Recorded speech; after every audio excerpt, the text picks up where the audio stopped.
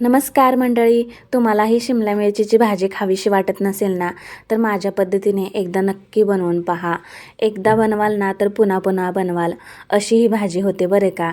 तर आज आपण अतिशय चविष्ट, झटपट आणि कमी साहित्यामध्ये तयार होणारी ही शिमला मिरचीची भाजी बघणार आहोत. आणि ह्यामध्ये आणखीन चव अधिक व्हावी यासाठी बटाटासुद्धा वापरला गेलेला आहे. तर मंडळी, पावशेर शिमला मिरची आहे, ती स्वच्छ अशी धुवून कट करून घेतलेली आहे. त्याचबरोबर मीडियम साईजचे 2 बटाट्याचे कापसुद्धा करून घेतलेले आहेत आणि तेही स्वच्छ धुवून घेतलेले आहेत. यानंतर बारीक चिरून कांदा घेतलेला आहे, आले लसूण पेस्ट, कोथिंबीर आणि उकळीमध्ये वाटून घेतलेलं शेंगदाणे घेतलेलं आहे. तर यानंतर कढई ठेवलेली आहे गॅसवरती आणि 2 माप तेल टाकलेलं आहे. तेलामध्ये कांदा टाकायचा आहे बारीक चिरलेला आणि सोनेरी रंग येईपर्यंत वाट पाहायची आहे. खूप जणांचं असं म्हणणं आहे की शिमला मिरची खाल्ल्यानंतर आहे ना खूप अति ढेकर येतात, त्यामुळं शिमला मिरची आहे ना खावीशीच नाही वाटत. पण जर का तुम्ही असा बटाटा वापरून शिमला मिरचीची भाजी बनवली ना, तर खरंच डब्यासाठी सुद्धा खूप परफेक्ट अशी भाजी आहे आणि खायलासुद्धा खूप स्वादिष्ट लागते, अप्रतिम लागते. एकदा अशा पद्धतीने नक्की बनवून पहा. कांदासुद्धा छान असा परतला गेलेला आहे तेलामध्ये. यानंतर आले लसूणची पेस्ट टाकून घेऊया. ते सुद्धा एखाद मिनिटभर आहे ना परतून घेऊया. हलकेसे मसालेसुद्धा यामध्ये आपण टाकलेले आहोत आणि खूप काही साहित्य नाही बरं का. अगदी कमी इन्ग्रेडियंट्समध्ये जास्त चव आहे. तर फक्त हळद पावडर टाकलेली आहे आणि घरगुती लाल तिखट आहे. तर तुमच्या आवडीनुसार ह्याचं जे प्रमाण आहे ना लाल तिखटचं, ते कमी किंवा जास्त करा. यानंतर सर्व जे मसाले आहेत ना ते एकत्रित करून घेतलेले आहेत, एकजीव करून घेतलेले आहेत. त्याचबरोबर कट केलेला बटाटा यामध्ये ॲड केलेला आहे. तसेच शिमला मिरचीसुद्धा टाकून घेऊया.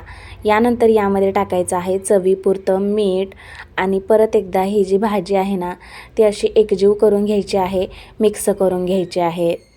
यामध्ये आपण अजिबातच पाण्याचा वापर करणार नाही आहे बरं का. आता असंच मीठ टाकल्यानंतर झाकण ठेवून अगदी 5 ते 7 मिनिटे ना वाट बघायची आहे. 5 ते 7 मिनिटामध्ये बटाटा आणि शिमला मिरचीसुद्धा खूप छान असं शिजलं जाईल. खूप काहीसा वेळसुद्धा लागत नाही आहे बटाटा शिमला मिरची शिजण्यासाठी. आणि पाहू शकता आफ्टर 5 ते 7 मिनिटानंतर झाकण खोलून पाहिलेलं आहे. मस्त असं तेल सुटलेलं आहे भाजीला. बटाटा शिमला मिरची छान अशी शिजली गेलेली आहे. अगदी चेक करून सुद्धा पाहिली आणि तुम्हाला सुद्धा व्हिडिओमध्ये दिसतच असेल.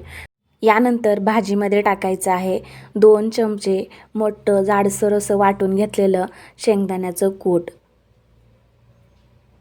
शेंगदाण्याचं कूट टाकल्यामुळे ना खरंच भाजी जी आहे ना ती अप्रतिम बनते, चव मात्र छान येते. त्यामुळे इथं जाडसर असं वाटून घेतलेलं शेंगदाण्याचं कूट ॲड केलेलं आहे. परत एकदा भाजीमध्ये मिक्स करून घेत आहे आणि सर्वात शेवटी टाकायची आहे बारीक चिरून कोथिंबीर. आणि झाली ना मंडळी झटपट अशी तयार होणारी ही शिमला मिरची आणि बटाट्याची भाजी. जर तुम्हाला शिमला मिरची खावीशी नाही वाटत असेल ना, तर यामध्ये बटाटा जरूर वापरा आणि भाजी बनवा. ही भाजी डब्यासाठी चपाती, भाकरी किंवा पराठ्यासोबत खूपच छान लागते. शिमला मिरची न आवडणारीसुद्धा ही भाजी आहे ना आवडीने खातील एवढी स्वादिष्ट लागते आणि कमी साहित्यामध्ये सुद्धा होते. आणि साध्या मसाल्यांचा वापर करून घरगुती पद्धतीने तयार केलेली भाजी कधीही चांगली. नक्की करून बघा आणि तुमचा अभिप्राय मला कमेंट्समध्ये नक्की कळवा. आणि अशाच आपल्या नवीन नवीन रेसिपी पाहण्यासाठी आहे ना आपल्या चॅनलला नक्की सबस्क्राईब करा. भेटूया पुढच्या रेसिपीसोबत. तोपर्यंत ही रेसिपी मात्र जरूर ट्राय करा. धन्यवाद.